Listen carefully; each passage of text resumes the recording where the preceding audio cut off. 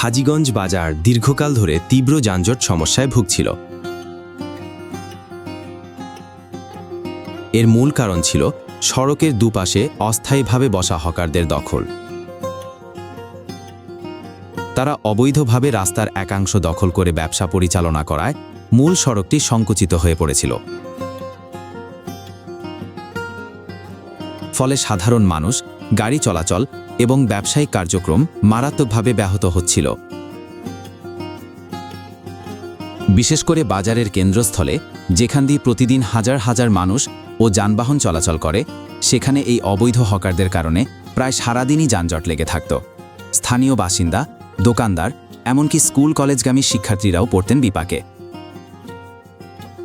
এই সমস্যা সমাধানে হাজীগঞ্জ উপজেলা প্রশাসন, পৌর কর্তৃপক্ষ এবং আইনশৃঙ্খলা বাহিনী একত্রে উদ্যোগ গ্রহণ করে।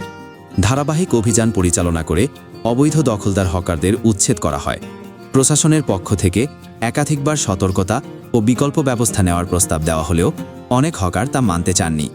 শেষ পর্যন্ত কঠোর আইনি ব্যবস্থা গ্রহণের মাধ্যমে বাজারের প্রধান সড়ক হকারমুক্ত করা সম্ভব হয়।